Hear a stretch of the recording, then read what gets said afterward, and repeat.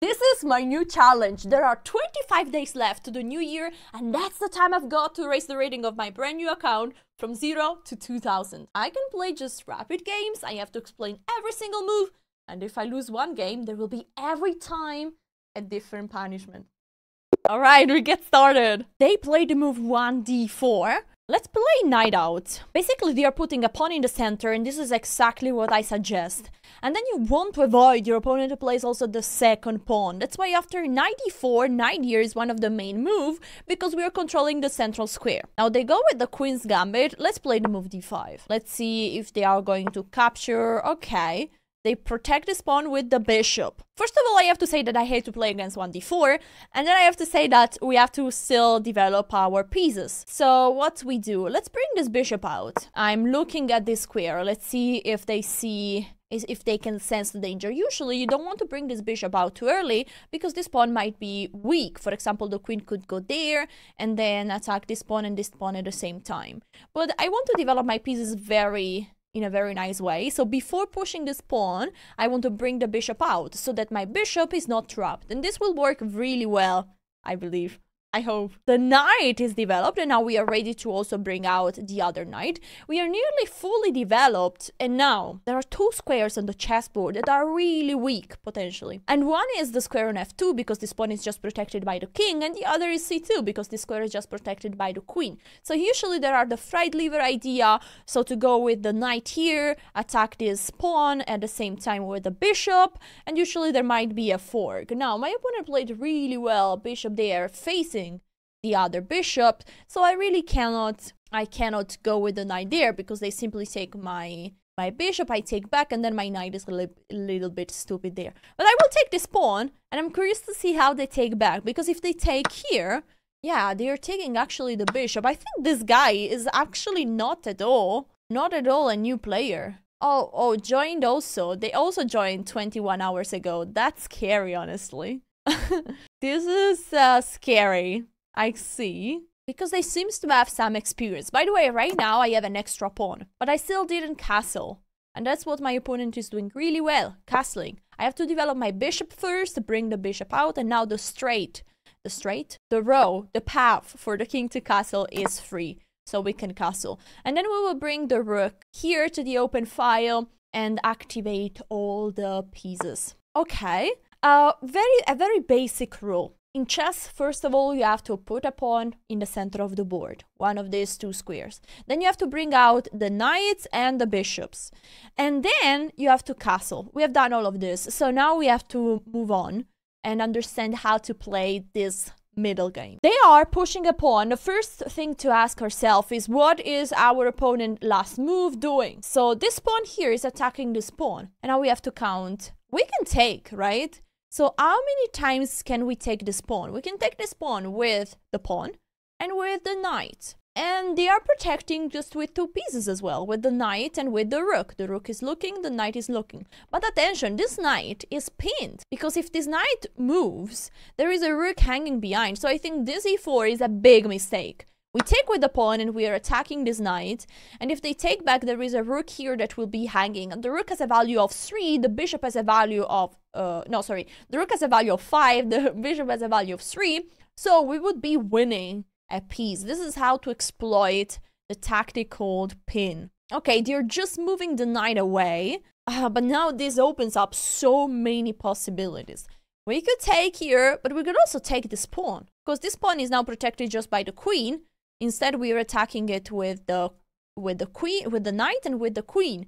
Every time there are two attackers and just one defender, we are winning a pawn, the piece that we are capturing. In this case, a pawn. But we could also like trade, because we say we already have extra material. What you have to be careful is not to take with the queen, because it's true that the queen is protected by the knight, but this knight could be removed. So we could end up in danger. So we take with the knight. And now the queen cannot take because they lose the queen. So how many pawns, extra pawns do we have? 1, 2, and 3. That's nice. But it's still not so easy to win with just 3 pawns, because the way you would win with an extra pawn is you get to an endgame, you trade pieces, you get to an endgame, and then you promote one of the pawns. But there is not even a pass pawn, and those 2 pawns are doubled, so they are on the same file, so they are not supporting very well each other. Okay, this is a very nice move because this is a pin. This knight now cannot be moved because the queen behind would be hanging.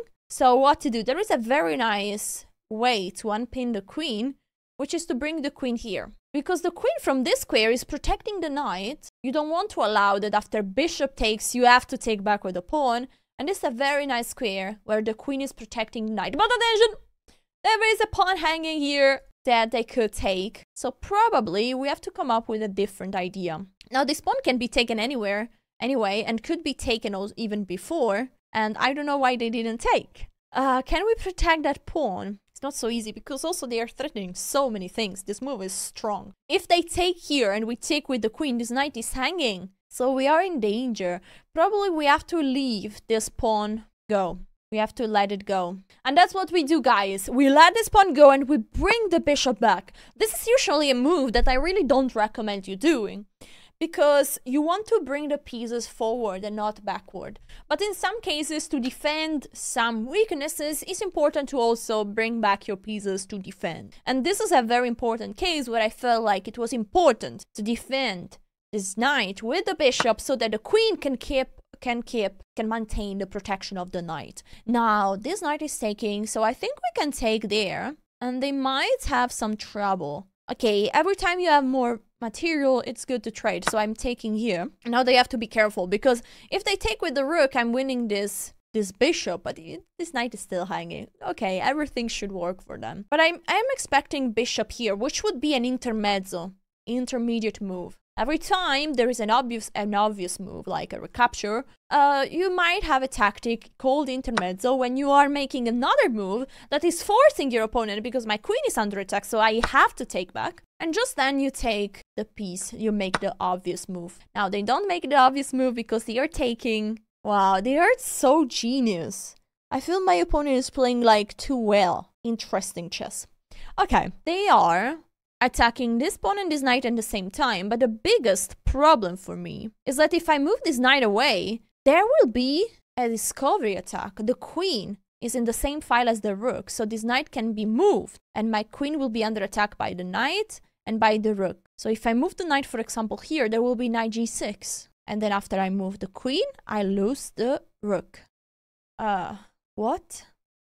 And if I defend this, they can take here with check, but I can also just kick the knight away. That's why I'm in trouble. What is happening here? Well, we have to defend the pawn like this. They could also just take the pawn. If they go with this tactic, it means that they are absolutely not a new player. They're like me.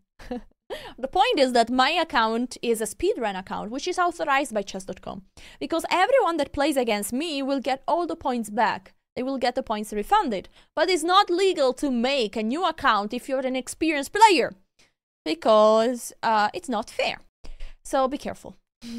If they play knight g6, I will be very suspicious. Okay, they're taking back like this. So now I just have an extra pawn, but that is going to be fine, I believe. Because there is a queen that is under attack and there is a knight that is under attack. So what I have to be careful is that once they take, now they have two attackers, and I have two defenders. But if I move the queen, for example, here, then there is nobody defending anymore the knight. So I will move the queen here so that this knight has still like two defenders and two attackers. So it should be all right. They're going here with the queen, attacking this pawn, and they are keeping the pressure on this knight. Attention that this is another pinned piece, because I can't move the knight, because the queen is looking at the other queen. This would be really bad. I would lose a queen, so I can't take this knight, for example. And there is a pawn that is now a bit uncomfortable, but is protected by my knight. And if the knight takes, I can take with the pawn, and then the queen is protecting. So you know what, guys? There is, you know how in chess you have to activate all your pieces. And there are two pieces that right now are not playing, and are my rooks. That's why I bring one rook to the open file. The rooks are so strong in the open files because they can go from one side to the other of the board without being blocked by their own pawns. For example, this rook is now blocked by the pawn. Okay, so now I have to take with the pawn because I want to keep this one protected. And now you might notice that my rook is blocked by the pawn, so that's not really that's not really fun for my rook to be there. But we will try to have a fun square for the rook. We have an extra pawn. It's true that the fact that we have this pawn is also a problem, because our pieces, our strong pieces like the queen and the rook, are there to protect the pawn. Just for a little pawn, they are in a passive position right now. Instead, white has a real dominant position. Imagine they move the rook there, and then they have very active pieces. The rooks are in the perfect files. The queen is very strong at the middle of the board.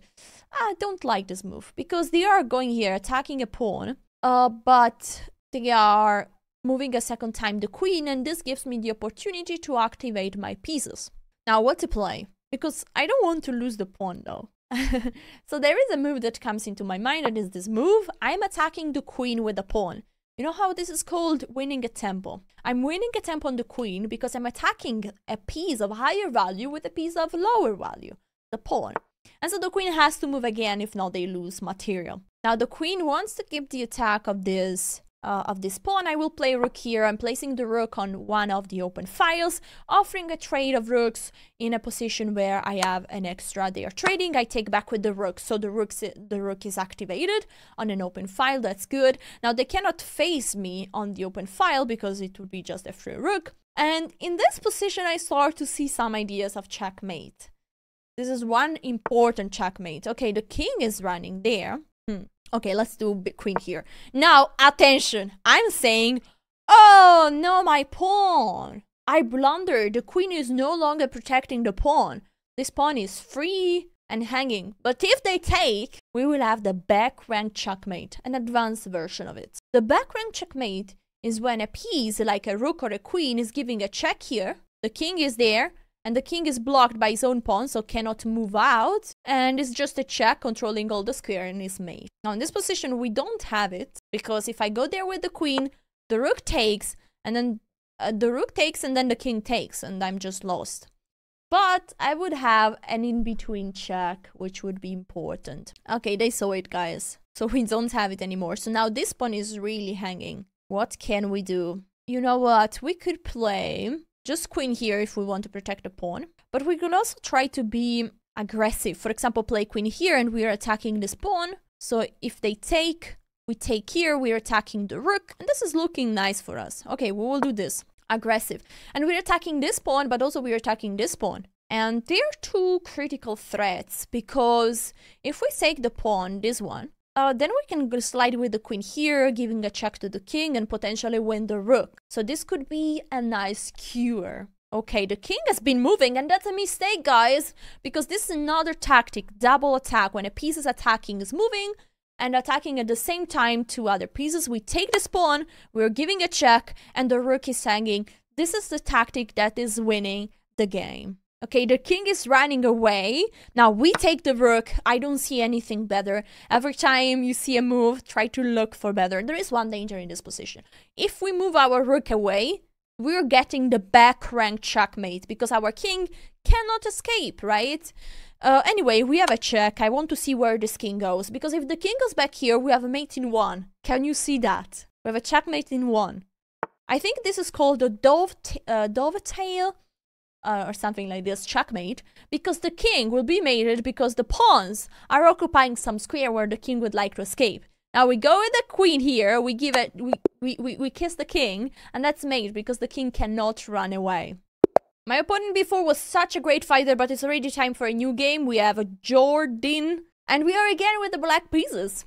Okay. D4 again, imagine. Okay, let's play D5, because honestly, I recommend you to play really simple. They play E4, you play E5. They play D4, you play D5. Start with very simple ideas. And then they go out. This move is really weird. Usually, you first put a pawn in the center. This is the checklist. One pawn in the center, and then you bring out the knights. We'll go out with the knight here, and then we will go out with the other knight there.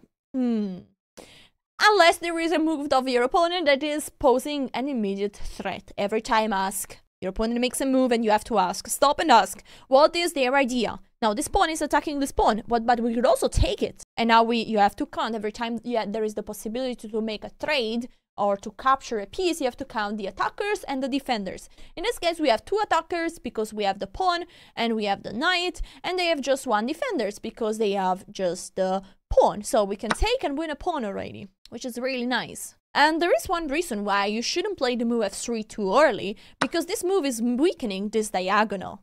And now the king, potentially a queen could come here, and then we might give checkmate really, really quickly. That was a mistake. Okay, the bishop is attacking the knight. That's a very smart move. Now, either we go back. Okay, we have to be really careful here. There could be a tactic. You might say, hey, there is a free pawn here. Attention. The queen can take, and then we are protecting the knight. That's a genius move.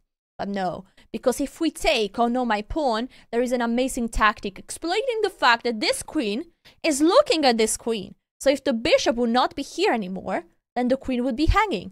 And so this bishop can give a discovery check, checking our king, and we'll lose the queen. That would be terrible. That's why we don't take that pawn, and we have to find another solution for this knight. There are different options. We could play bishop here, protecting.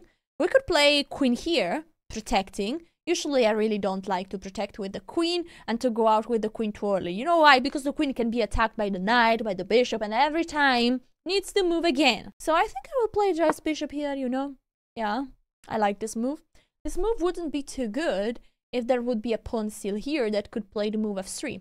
Because this bishop, now this knight is basically pinned, because this bishop behind would be hanging. If we move the knight here, the bishop is hanging. So if the knight can be attacked by a pawn, we might have to move it. Okay, I'll show you guys why pushing this pawn is really bad. We play the move e5, and we are sacrificing a pawn. This pawn can be taken and it's free. But they don't take it. But the point is that we have unlocked the queen. Now the queen can slide all the way to h4, checking the king. And I think it's mate in one move. Are you ready for the final boom? Doesn't matter where the king goes. The king can go just here or there. But no matter what, the queen is going there. 3, 2, 1. Oh, they didn't move. Pity. Okay, when they will move. 3, 2, 1. Boom. That's a nice mate. Every time the queen is kissing the king, basically is next to the king, and is protected by a knight or a bishop or a pawn or a rook, whatever, or a king even, that's checkmate. 8 moves. New game! We have the final, the white pieces, not the final pieces. And I love to push a pawn in the center of the board. Now they play d4. This is called Scandinavian defense. In chess there are openings, and this has the name of Scandinavian defense. Yeah, we take with the pawn. I don't like this line because you're going out with the queen too early. And now we see why this is a problem. Because even if the queen is a very strong piece, it's also vulnerable. If you lose it, it's a huge problem. And now I can move the knight out, and I'm attacking the queen with the knight. So my opponent has to take the queen and move it one more time. Now they are giving a check to the king, so we have to find a way to cover it. And I like to play the move bishop here, because I'm ready to go with the other knight out and then attack the queen one more time. Okay, they are moving the bishop here. This is a very intelligent move, because I can't take because this bishop is pinned. And if I play knight here, they would take there. And I can't take back with the bishop because the queen is still looking at my king, but I have to take with the pawn, and then I have 2 weaknesses, because when you have the pawns on the same files, they are called double pawns and they are weak. So I play the move d4, I'm attacking the queen. And the double pawns are weak because they can no longer protect each other. The pawns are protecting each other when they are on diagonal. Basically, the pawn is looking at the squares diagonally. But not in front. The pawn can just move forward, but it's just controlling, helping on a diagonal. Now with the pawn, we are attacking the queen that has to move one more time. And the queen is again moving. That's a very good news for us. I'm really thinking about pushing this pawn, but we will wait. I will first develop this bishop, and that's a very smart move, because now I'm unpinning this one. Now I can take, meaning that that bishop was hanging. Now, I have a choice. Should I take back with the queen or with the knight? Please don't consider to take back with this knight, because you don't want to go backward with your pieces. So if we have a choice, I will just consider this too. If you are Ricardo, you might also consider taking with the queen, but don't do it, please. Thank you. So we take with the queen or with the knight. I think I will take with the queen. And I'll tell you why. The queen here is threatening this possible check that now my opponent is stopping. And also, the knight has such an amazing square on f3. There is one piece that is suffering a lot not being at the center of the board, and it's the knight, because the knight is an extreme piece, remember that. If the knight is on the edge of the board, it's just controlling 1 and 2 squares. If the knight is in the center, it's controlling 8 squares. 1, 2, 3, 4, 5, 6, 7, 8. So the knight can be 4 times more powerful in the center rather than at the edge of the board. Now, there is a queen attacking this pawn. Every time you have to ask what is their idea. So we castle. That's such a smart way to defend this pawn, because we are castling. We're bringing a rook to the center. We might bring the other rook here. And this king is into safety. Now, there are so many good moves for us. So many good moves. But I think I will go for the kill already. We can push this pawn, and we are discovering the attack of the bishop to the queen. This is called discovery attack. And once the queen will move, the queen has to move one more time, we can take this pawn, and then the king is starting to be really, really weak. I don't even know where they have to move the queen. Maybe one good try when you are under pressure. My opponent is seriously underdeveloped. Look at those. All the pieces are still on the starting square. And the only piece that is out is the queen. Oh man. Now, this move is terrible for many reasons. Because I can take this, the queen, but I'm also giving a check, so they don't even take a bishop back. This is really, really a problem. And also, this king is about to be checkmated. Now, I will play a very brave move. I will take here, and I'm leaving this bishop hanging, but I have a very straightforward idea. Look at this. I give a check. The king has just 1 square to go. The king can just go there, and now I will please move the king, because I will sacrifice the rook. The bishop has to take, and that's checkmate. Last game for today, we have again the white pieces, and we're playing somebody from Australia. They play, okay, we put a pawn in the center of the board, and now they are not putting a pawn in the center, but they want to put the second pawn in the center because they want to play the move d5. This is called French defense. Now, every time your opponent is not putting a pawn either on c5 or d5 or e5, you go with the B. Have you noticed my name? Big brain chess. I mean, it's not really creative, but I want it to be funny. I failed, I know. Anyway, they are now attacking from the side. You shouldn't push the f1 we saw in the previous game, because this king is suddenly getting really weak. We can slide with the queen there, and that could be annoying. Now, if we slide with the queen directly here, there is a problem, because the pawn can be pushed attacking the queen, and we don't achieve much. So you know what? We just develop the pieces. Here I could have 2 options. I could take, or I could push, or I could defend the pawn. So 3 options. But I really like defending this pawn with the knight, so that if the pawn takes, my knight is becoming so strong. Now there is a problem, because this pawn is attacking this other pawn. So this pawn is attacked once and twice. Sorry. This pawn is attacked twice and is protected just once by the knight. So we have to do something. And I think in this case, I will take here. Doesn't matter which pawn you take, because black will anyway take back. And then we get the exact same position. And then I will simply bring out the knights. This is what you have to do during your games. You put a pawn in the center of the board.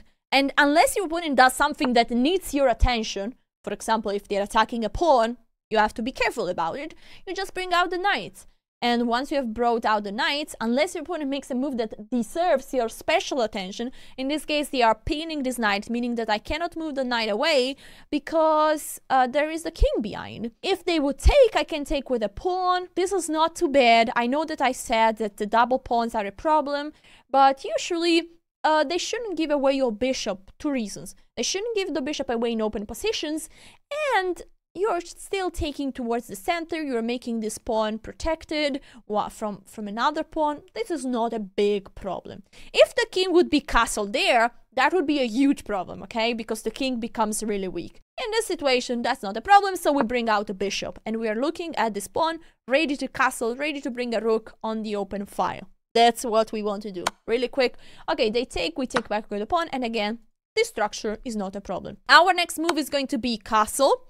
Or maybe not. What we do here?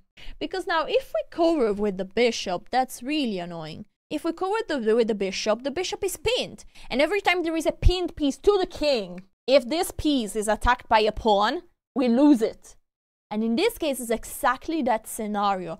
If we move the bishop here, there is the pawn joined there, attacking the bishop. We cannot move the bishop because the king behind would be naked.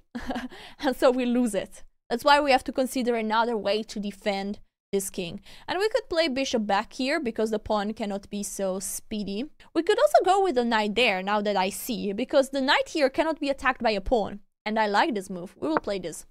Activation of the knight. The knight is very strong in the center of the board. I already start to see some nice ideas. Now the knight is attacking this knight, but I can simply castle. And if the knight takes, we can take. And you might say, wait, you left a pawn hanging because now the queen can capture back. But that would be a big mistake, because every time there is a queen and the king on the same file, if the rook is joining the party, that's a nice thing for you.